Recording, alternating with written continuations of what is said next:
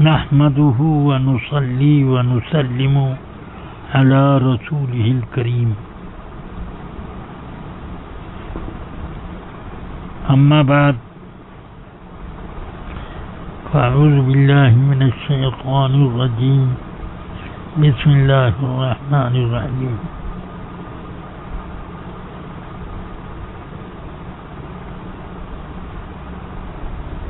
إنما يخشى الله من عباده العلماء صدق الله العلي العظيم وصدق رسوله النبي الكريم صلى الله عليه أفضل الصلاة وأكمل التسليم.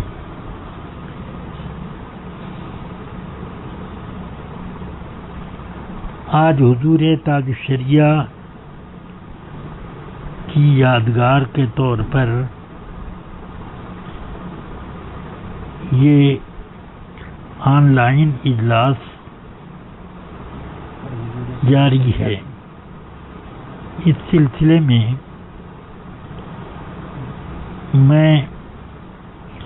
مجھ سے یہ فرمائش کی گئی ہے کہ حضرت سیدتنا خاتون جنت فاطمۃ الزہرا رضی اللہ تعالی عنہا نے جو حضرت سیدنا ابو بکر صدیق رضی اللہ تعالی عنہ سے فدق وغیرہ کے بارے میں جو مطالبہ کیا تھا اس سے متعلق میں کچھ عرض کر دوں. تو مجھے عرض یہ کرنا ہے کہ یہ حدیث بطور تواتر رسول اکرم صلی اللہ تعالی علیہ وسلم سے مروی ہے کہ آپ نے فرمایا کہ ہم انبیاء کرام کسی کو وارث بنا کر نہیں چھوڑتے. ہمارا جو مال ہے وہ مسلمانوں پر صدقہ ہے. اس متواتر حدیث کے خلاف کے بعد میں اس حکم کو سرکار نے واپس لیا ہو کوئی ثبوت نہیں ملتا. قرآن عظیم میں بھی جو فرمایا گیا وہ مسلمانوں کو ہی مخاطب کر کے فرمایا گیا. یوصیکم اللہ فی اولادکم. اللہ اے مسلمانوں، اللہ تمہیں تمہاری اولاد کے وراثت سے متعلق یہ حکم دیتا ہے. تو یہ حکم خاص مسلمانوں کے لیے ہوا، نہ کہ نبی پاک صلی اللہ علیہ وسلم کے لیے. ورنہ یوصیکم کا لفظ نہ ہوتا بلکہ مطلق ایک بات کہی جاتی، جیسے نماز روزے وغیرہ کے بارے میں فرمایا گیا. اور تواتر سے جب کوئی حکم ثابت ہوتا ہے تو وہ حکم قرآن عظیم کی آیات میں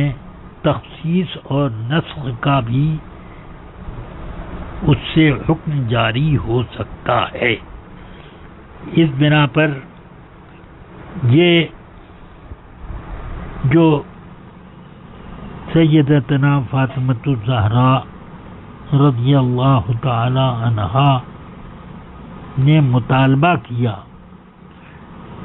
یا امہات المؤمنین رضوان اللہ تعالی علیہن اجمعین نے حضرت عثمان غنی رضی اللہ عنہ کو سیدنا ابو بکر صدیق کے پاس اپنا مطالبہ سمن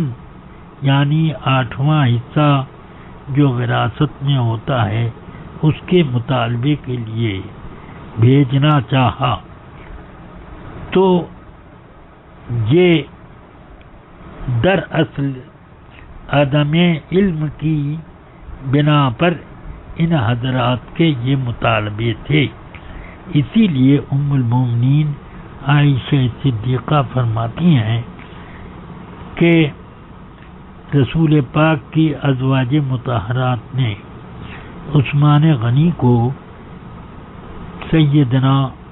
ابو بکر صدیق کے پاس مطالبہ سمن کے لیے بھیجنا چاہا تو فکنت ارد علیہن، میں ان کو روکنے لگی اس بات سے، اور میں نے کہا الا تتقین اللہ، کیا تم لوگ اللہ سے ڈرتی نہیں ہو کہ رسول پاک نے فرمایا کہ ہم انبیاء کرام کی وراثت تقسیم نہیں ہوتی، ہم جو چھوڑتے ہیں وہ صدقہ ہے. اب فرماتی ہیں کہ میری یہ بات ازواج مطہرات نے جب سنی فوراً وہ باز آ گئیں اور انہوں نے حضرت عثمان کو جو بھیجنا چاہا تھا اس سے وہ پیچھے ہٹ گئیں کہ رسول پاک نے جب خود یہ فرما دیا تو اس کا مطلب یہ ہے کہ ان ازواج مطہرات کو بھی علم نہ تھا. عدم علم کی بنا پر کسی حکم کو جو عامت المسلمین سے متعلق ہے وہ انبیاء کرام پر اگر جاری کیا جائے تو اسے خطا اجتہادی کہا جاتا ہے، مطلق خطا نہیں کہا جاتا. خطا تو خطا ہے، خطا جس پر کوئی پکڑ یا دنیا میں کوئی اس کے لیے کفارہ ہو سکتا ہے، مگر خطا اجتہادی وہ چیز ہے کہ رسول اکرم صلی اللہ علیہ وسلم ارشاد فرماتے ہیں کہ مجتہد اگر اجتہاد کرے اور صحیح نتیجے پر پہنچے تو اسے 2 ثواب ملتے ہیں، ایک اجتہاد کا، دوسرے صحیح نتیجے پر پہنچنے کا. اور اگر اس سے خطا ہوئی اور صحیح نتیجے پر نہ پہنچا تو اسے اپنے اجتہاد کا 1 ثواب ضرور ملے گا. تو اب جب یہ معلوم ہو گیا کہ خطا اجتہادی پر بھی ایک مجتہد کو ثواب ملتا ہے تو اس کا مطلب یہ ہو گیا کہ یہ گناہ نہیں ہے، ورنہ اس خطا اجتہادی پر بھی مجتہد کو ثواب کیوں ملتا؟ ایسا تو ہو نہیں سکتا کہ کوئی چیز خطا ہو اور اس پر نہ کفارہ، نہ توبہ، نہ استغفار، کچھ نہیں، اور وہ اس پر ثواب الگ سے مرتب ہو. ایسا تو نہیں ہے، الا بفضل اللہ تعالی و رحمتی. تو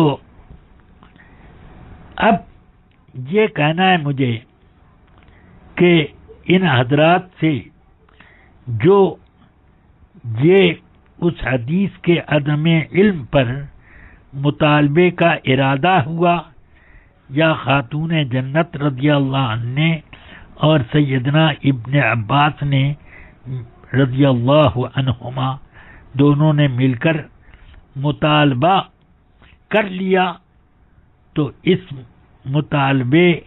کا ارادہ کرنا یا مطالبے کو پیش کر دینا یہ ایسا کام نہ ہوا کہ جو اللہ تبارک و تعالی کے نزدیک اس کو مطلق خطا قرار دیا جائے. اس لیے جب سیدنا ابو بکر صدیق رضی اللہ عنہ نے حدیث سنائی حضرت عباس رضی اللہ عنہ اور حضور خاتون جنت رضی اللہ عنہا کو، تو ان دونوں نے وہ اس سلسلے میں اپنا مطالبہ گویا کہ واپس لے لیا. اب بخاری میں الفاظ ہیں فحجرت ہو ولم تکلم ہو. حضرت فاطمہ زہرا نے اس مطالبے کو، اس طلب کو چھوڑ دیا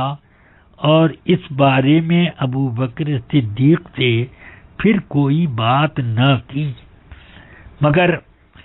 رافضی اور جو اپنے کو شیعہ کہتے ہیں، ان لوگوں نے بخاری کی اس حدیث کا غلط ترجمہ کیا جو حضرت خاتون جنت رضی اللہ عنہا کی پاک بازی اور ان کے اور ان کی شان تطہیر کے بالکل خلاف ہے. وہ کہتے ہیں فحجرت ہو، حضرت فاطمہ رضی اللہ عنہا نے حضرت ابو بکر سے کٹی کر لی اور اپنی دوستی منقطع کر لی. وَلَمْ تُكَلِّمْ ہو، اور ان سے بات چیت چھوڑ دی. یہ کتنا بیہودہ ترجمہ ہے. کیا حضرت فاطمہ الزہرا رضی اللہ تعالی عنہا کبھی حضرت ابو بکر صدیق سے دوستی کرتی تھی؟ کبھی ان سے بات چیت کرتی تھی کہ انہوں نے کٹی کر لی؟ کٹی تو ہوتی ہے اس وقت جبکہ پہلے سے کوئی تعلق رہا ہو اور بات چیت کا رواج رہا ہو اور بات چھوڑ دی ان سے کرنی کہ پہلے بات کرتی تھی. معاذ اللہ، یہ حضرت فاطمہ الزہرا رضی اللہ عنہا کی شان میں گستاخی ہے. اس کا معنی یہی ہے کہ انہوں نے اپنا مطالبہ چھوڑ دیا اور اس سلسلے میں انہوں نے کوئی گفتگو نہ کی، یعنی نہ ان سے گفتگو کی اور نہ اپنے زوج مکرم سیدنا امیر المؤمنین علی ابن ابی طالب سے اس سلسلے میں کوئی بات کی کہ آپ مطالبہ کر لیجئے، آپ میری طرف سے وکالت کر لیجئے. اگر بات ان کو سمجھ میں نہ آتی تو وہ ضرور حضرت مولائے کائنات کو یا اپنے بچوں میں سے کسی کو اس چیز کی تاکید کرتی کہ میرے اوپر انہوں نے زیادتی کی، جب تمہیں موقع ملے تو تم لوگ اس کا مطالبہ ضرور کر لینا. مگر بخاری شریف میں یہ حدیث موجود ہے کہ حضرت عباس اور رضی اللہ تعالی عنہ اور مولائے کائنات دونوں کو حضرت امیر المومنین عمر فاروق رضی اللہ تعالی عنہ نے بار بار کے اصرار کے بعد کہ ان لوگوں نے جب یہ اصرار کیا دونوں حضرات نے کہ باغ فدق کا انتظام جس طریقے سے آپ کرتے ہیں وہ انتظام ہم دونوں کو سپرد کر دیں، اور اس سے ہم کو بھی تھوڑا فائدہ مل جائے گا کہ ہم جو اس پر محنت کریں گے تو ہمیں فائدہ تھوڑا مل جائے گا اس کا۔ تو بار بار کے اصرار کے بعد حضرت امیر المومنین ابو حفص عمر ابن خطاب رضی اللہ تعالی عنہ نے اپنے دور خلافت میں ان کو یہ کہہ کر دیا کہ میں تم دونوں کو اس کے انتظام پر متولی مقرر کرتا ہوں، اسی شرط پر کہ جیسے رسول اکرم صلی اللہ تعالی علیہ وسلم اس مال کا انتظام فرماتے تھے، اور جہاں جہاں اللہ کے مال کی طرح سے اس میں خرچ کرتے تھے، اسی طور پر اگر تم لوگ خرچ کرنے کا یہ لو ذمہ تب تو دوں گا، ورنہ نہ دوں گا۔ تو ان دونوں کیونکہ آپ دونوں کو یہ معلوم ہے کہ نہیں کہ رسول پاک نے اپنے بارے میں یہ فرمایا، تو ان دونوں نے فرمایا کہ بے شک ہمیں معلوم ہے کہ سرکار نے یہ فرمایا، تو ہمیں اسی شرط پر یہ مال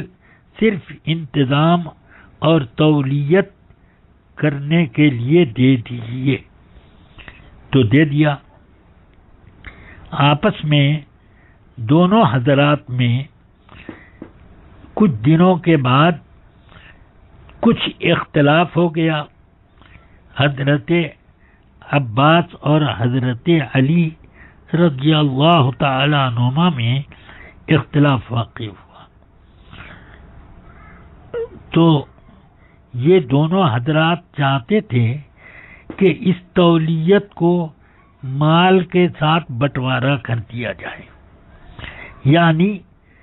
باغ فدق اور خیبر، بنو نذیر وغیرہ کے جو زمینوں پر، بنو قریظہ وغیرہ کی زمینوں پر جو رسول پاک کا اختیار تھا اور آپ کی ملکیت میں من جانب اللہ آپ کے تصرف میں تھی، ان زمینوں کے بارے میں ان حضرات نے چاہا کہ ان زمینوں کو اس طرح کر دیں کہ آدھے پر حضرت علی تصرف کریں، آدھے پر حضرت عباس ابن عبد المطلب رضی اللہ عنہ کریں۔ تو حضرت امیر المومنین عمر فاروق کی خدمت میں وہ آئے، اور دونوں نے آنے سے پہلے سیدنا عثمان غنی وغیرہ 4 صحابہ، عبد الرحمن ابن عوف، سعد ابن ابی وقاص وغیرہ 4 آدمیوں، 4 اصحاب عشرہ مبشرہ میں سے 4 افراد کو بھیج دیا، یہ لوگ تشریف لائے حضرت امیر المومنین عمر فاروق رضی اللہ عنہ کے پاس۔ پھر ان 4 حضرات کے کچھ دیر کے بعد دونوں حضرات یعنی حضرت عباس اور حضرت علی آئے، اور دونوں ایک دوسرے کو کچھ زجر کر رہے تھے۔ تو پہنچے اور شکایت کی دونوں نے کہ ہم دونوں کو ایک دوسرے سے شکایت ہے انتظام کے معاملے میں، تو اس لیے ہمارا فیصلہ کر دیجیے۔ تو ان چاروں حضرات نے بھی فیصلے کے لیے گزارش کی، یعنی ان عشرہ مبشرہ نے بھی، جن میں عثمان غنی، حضرت عبد الرحمن ابن عوف وغیرہ حضرات موجود تھے، ان سب نے گزارش کی کہ اے امیر المومنین، ان دونوں کے قضیے کا کوئی حل نکال کر کے ایک دوسرے سے راضی کر دیں۔ تو حضرت امیر المومنین عمر فاروق نے فرمایا کہ آپ لوگ جلدی نہ کریں، پہلے مجھے یہ بتائیں کہ کیا آپ لوگوں کو یہ معلوم ہے کہ رسول پاک نے اس طرح فرمایا کہ ہم انبیاء کرام کی وراثت نہیں بٹتی ہے، ہم جو چھوڑتے ہیں وہ صدقہ ہوتا ہے مومنین پر۔ کیا آپ کو یاد ہے؟ ان تمام حضرات نے کہا کہ ہاں، ہمیں معلوم ہے کہ سرکار نے ایسے فرمایا۔ تو پھر حضرت عباس کی طرف متوجہ ہو کر پوچھا، پھر مولائے کائنات کی طرف متوجہ ہو کر یہی سوال حضرت سیدنا فاروق اعظم نے کیا۔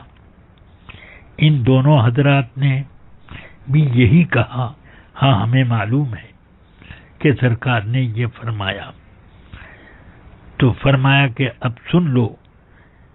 اس سلسلے میں جب یہ سرکار کا فرمان ہے تو رسول اکرم صلی اللہ علیہ وسلم اس مال میں سے کچھ آپ نے خرچ کیا، اور ان دونوں حضرات کو مخاطب کر کے کہا کہ رسول پاک نے اس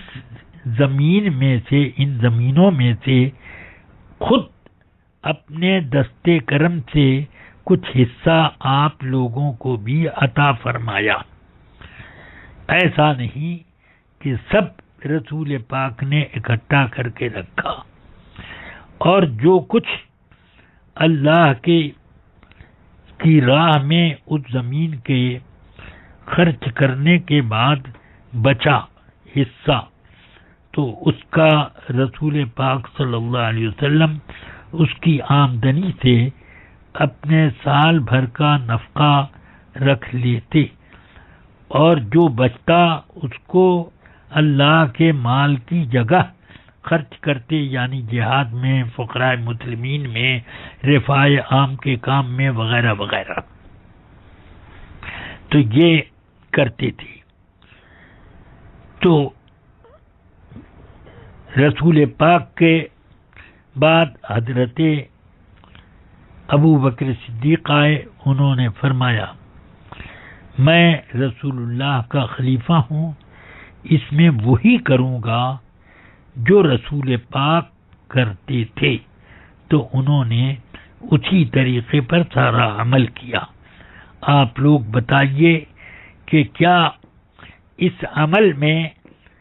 ابو بکر صدیق بار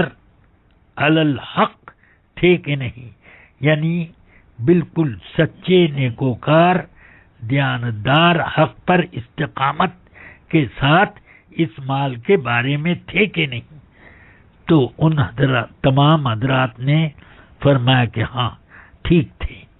فرمایا ابو بکر بھی یہی کام کرتے کرتے چلے گئے، میں اب ان کا خلیفہ ہوا، تو میں نے 2 سال تک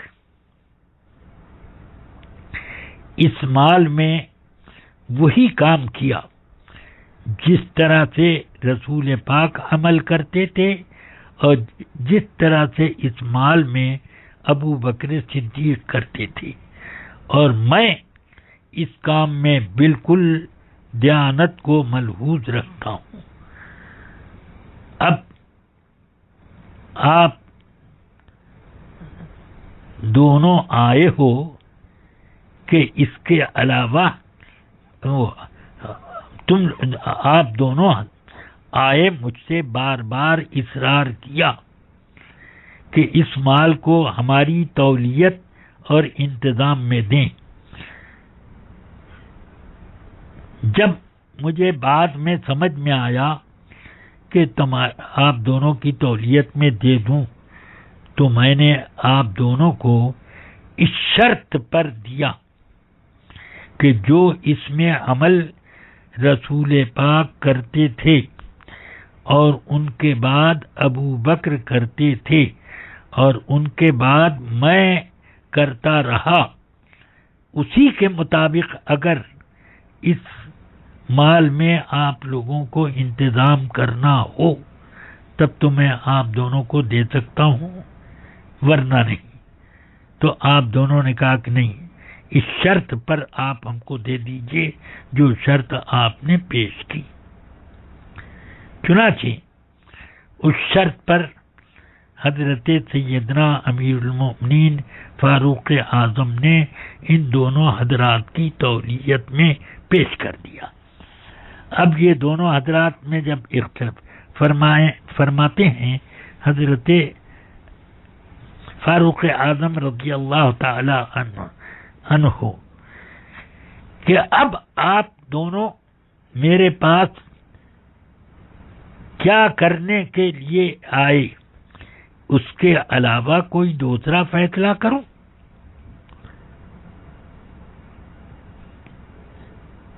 قسم ہے اس رب کی جس کے حکم سے آسمان اور زمین قائم ہیں، میں اس فیصلے کے علاوہ کوئی دوسرا فیصلہ نہیں کر سکتا کہ میں تقسیم کروں اس کو، کہ بعد میں آنے والی نسلیں یہ کہیں کہ رسول پاک کی وراثت بٹی، کہ حضرت عباس کو آدھی ملی، آدھی مولا علی نے وہ لی اپنی اہلیہ کے حصے کی. تو یہ میں نہیں ہونے دوں گا. تم دونوں مل کے کام کرنا چاہو تو کرو، ورنہ یہ مجھے واپس دو، میں تم دونوں کی جگہ کافی ہوں. تو ان دونوں نے اور جو بزرگ صحابہ حضرات آئے تھے ان سب نے اس فیصلے ہی کو اثر نو قائم رکھنے کا اندیا دے دیا. ہو گیا. تو بخاری شریف میں ہے کہ حضرت عباس اور حضرت علی رضی اللہ عنہما مل کر وہ کام انتظام کرتے تھے، مگر حضرت علی نے اپنی حسن تدبیر سے کچھ ایسی راہ نکال دی کہ عباس جلال میں آ کے چھوڑ کے الگ ہو گئے اور اکیلے حضرت علی اس میں وہی عمل کرتے رہے جو رسول پاک کے زمانے سے جاری تھا. پھر آپ کی شہادت کے بعد سیدنا امام حسن نے اس مال میں اسی طرح سے انتظام جاری رکھا. ان کی شہادت کے بعد سیدنا امام حسین اسی طرح پر انتظام کرتے رہے، اور جب آپ کی شہادت کربلا میں ہوئی تو حضرت سیدنا امام علی اوسط زین العابدین اور حضرت حسن ابن حسن، جن کو حسن مثنیٰ کہتے ہیں، یہ دونوں مل کر اس کا انتظام کرتے تھے. پھر حضرت ان لوگوں کے بعد زید ابن حسن کے ہاتھ میں آیا. اگر یہ مال وراثت کے طور پر چلتا تو حضرت عمر رضی اللہ عنہ کے بعد کیوں نہیں حضرت علی نے اپنی تولیت بدل کر اس مال کو چند حصوں میں بانٹا کہ آدھا حضرت فاطمہ کا حصہ لے کر اپنی وراثت، اپنے بیٹوں کی وراثت اور بیٹیوں کی وراثت میں اس کو تقسیم کرتے، اور حضرت عباس کو ان کا حصہ دیتے کہ سمن کے بعد جو بچے گا وہ حضرت عباس کا ہونا چاہیے تھا، تو وہ ملنا چاہیے تھا۔ تو کیا حضرت مولائے کائنات نے خود اپنے تصرف میں آنے کے بعد حضرت عباس رضی اللہ تعالی عنہ کا حصہ غصب کر لیا؟ معاذ اللہ، ہرگز نہیں، بلکہ سیدنا امیر المؤمنین علی مرتضی کرم اللہ تعالی وجہہ کا بھی وہی فیصلہ تھا جو سیدنا ابو بکر کا، سیدنا عثمان غنی کا اور تمام باقی عشرہ مبشرہ کا فیصلہ اور تمام صحابہ کرام کا اس پر اجماع ہو گیا۔ جب سب کا اجماع ہو گیا کہ یہ نبی پاک صلی اللہ علیہ وسلم کا مال الہی ہے اور یہ مال وراثت نہیں ہے، یہ ہو گیا، تو اسی کے مطابق حضرت فاطمہ رضی اللہ تعالی عنہ اور ان کے شہزادگان، ان کی شہزادیاں اور ان کے زوج محترم حضرت مولا علی رضی اللہ تعالی عنہم اجمعین بالکل راضی رہے۔ اب شیعوں کو یا رافضیوں کو اس سلسلے میں درد شکم ہوتا ہے تو وہ اپنا علاج کریں، ورنہ بہت بڑا اعتراض آئے گا اس بات پر کہ حضرت مولا علی کرم اللہ تعالی وجہ الکریم نے کیوں نہیں تقسیم کیا اس مال کو، اور کیوں نہیں امام حسن رضی اللہ عنہ نے اپنے تصرف میں آنے کے بعد سیدنا امام حسین رضی اللہ تعالی عنہ نے کیوں نہیں تصرف کیا؟ بہرحال یہ ہو گیا۔ اب مجھے خلاصہ گفتگو یہ بتانی ہے کہ حضرت فاطمۃ الزہرا رضی اللہ تعالی عنہا نے جو مطالبہ کیا تھا یہ خطا نہیں، خطائے اجتہادی تھی جس پر ثواب ملتا، اس کو خطا کہہ کر ان کو خطا بار کہنا درست نہیں۔ اس لیے میں مناسب جب اس سلسلے میں خطا کا لفظ استعمال کیا گیا اور انہوں نے یہ وضاحت کر دی کہ اس سے مراد میری خطائے اجتہادی تھی، تو اب ان کے اوپر طعن و تشنیع کرنا یہ صحیح نہیں، کیونکہ انہوں نے اپنی مراد ظاہر کر کے گویا کہ اس بات سے رجوع کر لیا ہے کہ یہ خطا مطلق خطا نہیں ہے بلکہ یہ خطا اجتہادی ہے۔ بس اللہ تبارک و تعالی مجھے تمام سنیوں کو اس پر استقامت کے ساتھ رکھے۔ اس سلسلے میں تمام سنیوں کو یہ بھی یاد رکھنا چاہیے کہ اس مسئلے کو زیادہ چھیڑخانی کر کے شیعوں کو کوئی بھی اپنا ہم نوا نہ بنائے۔ جب ان کی طرف رغبت ہوگی تو اس کا نتیجہ بہت برا ہوتا ہے۔ حضرات خلفائے راشدین کی شان میں گستاخیوں کے تخیلات اور وسوسے آنے لگتے ہیں۔ حضرت امیر معاویہ رضی اللہ عنہ کی شان میں کچھ وہ لوگ جو کو اپنے کو سنی کہتے ہیں، وہ یہاں تک کہہ دیتے ہیں کہ معاذ اللہ وہ صحابی نہیں تھے، معاذ اللہ وہ جنتی نہیں ہیں، اس طریقے کی باتیں کرتے ہیں. تو اس وقت ان سنیوں کو کیوں نہیں جوش آتا کہ رسول پاک کی کسی صحابی کے بارے میں بھی کوئی غلط لفظ کہنا بے شک ان صحابہ کی شان کی طرح ہے کہ یہ تمام صحابہ کی شان میں گستاخیوں کے درجے میں آ جاتا ہے. اور حضرات حسنین کریمین پر بھی اعتراض پڑے گا، اس لیے کہ اگر حضرت سیدنا امیر معاویہ صحابی نہیں تھے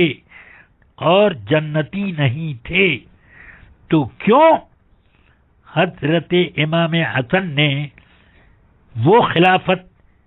خلافت راشدہ جو آپ کو حضرت مولائے کائنات سے ملی تھی، اس خلافت راشدہ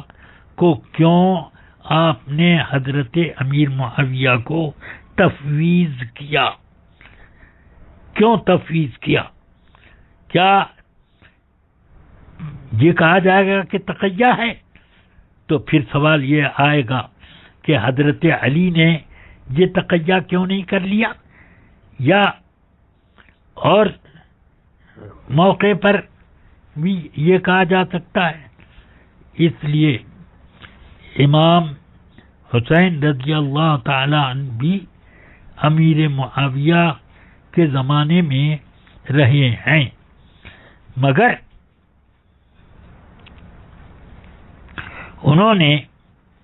آپ سے یعنی امیر معاویہ سے اپنا وظیفہ لینے میں کبھی انکار بھی نہیں کیا. بہرحال حضرت سیدنا امام حسن رضی اللہ تعالی عنہ پر بھی اعتراض آ جائے گا، حضرت امام حسین پر بھی، اور بڑے بڑے فتنے کھڑے ہو جائیں گے. اللہ تبارک و تعالی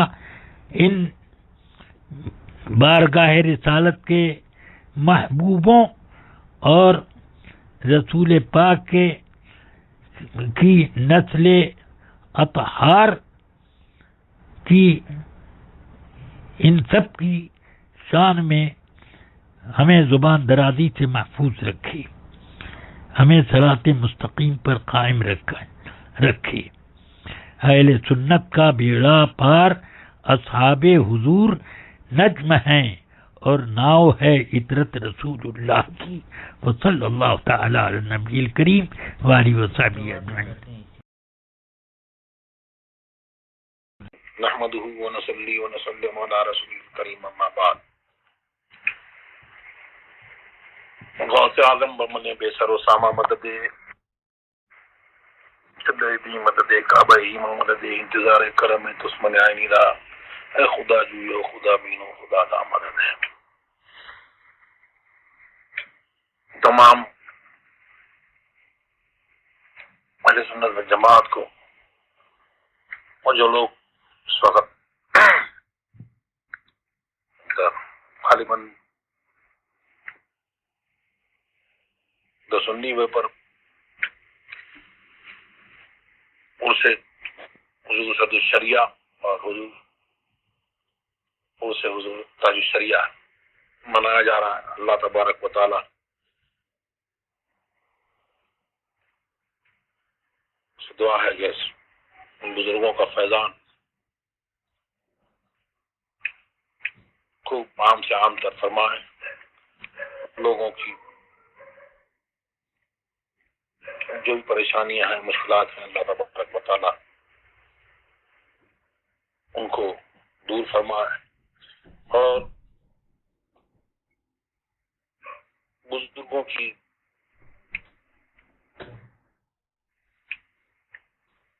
تعلیمات پر عمل کرنے کی توفیق عطا فرمائے، اس پر گامزن رکھے، اس پر چلائے، اور جو پیغام اپنی زندگی میں دیتے رہے، جس مسلک کی طرف، مسلک اہل سنت والجماعت کی طرف، جس کو پہچان کے لیے مسلک کے آلات کہا جاتا ہے، اس کی طرف بلاتے رہے، کسی کا پیغام دیا، اللہ تبارک و تعالیٰ اس مسلک پر ہم کو قائم رکھے اور اسی پر ہمارا حشر فرمائے۔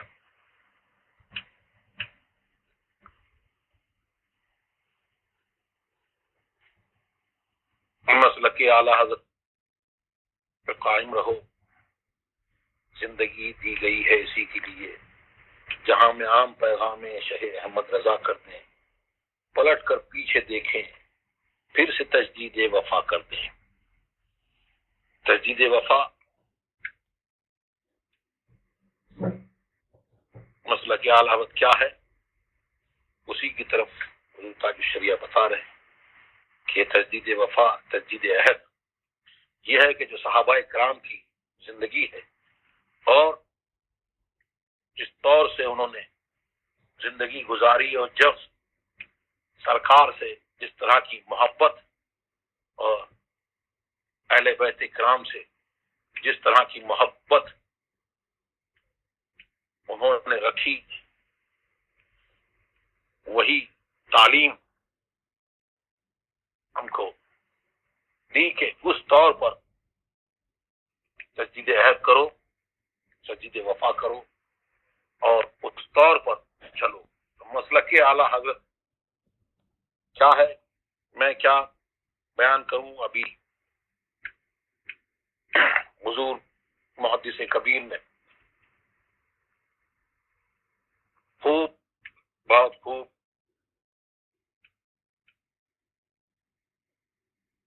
آپ نے بیان فرمایا اور آپ لوگوں نے سنا، اور ان لوگوں نے جو یہ مسئلہ چل رہا ہے اگر ان کانوں تک یہ پہنچے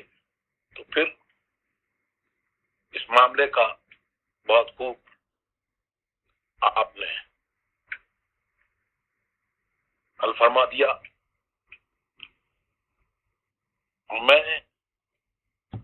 میں اس کی کیا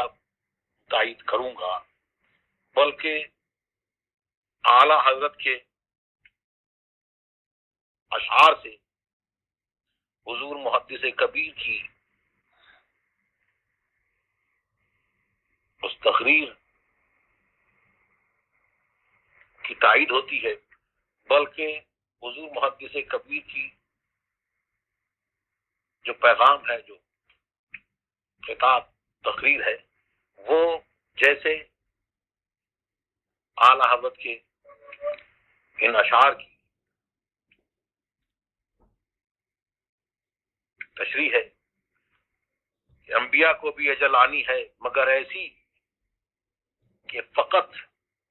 آنی ہے، پھر اس آن کے بعد ان کی حیات مثل سابق وہی جسمانی ہے، اس کی ازواج کو جائز ہے نکاح، اس کا ترکہ بٹے جو فانی ہے۔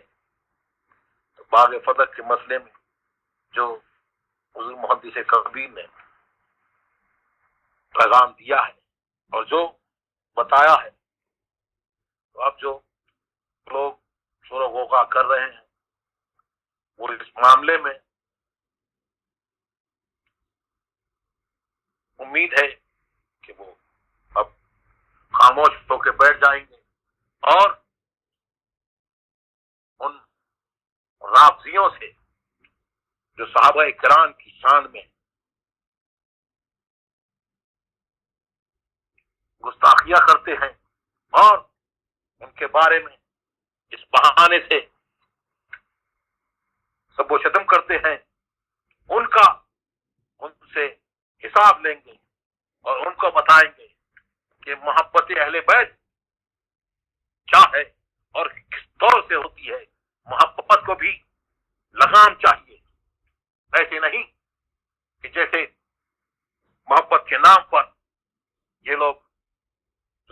ایمان لوٹتے ہیں،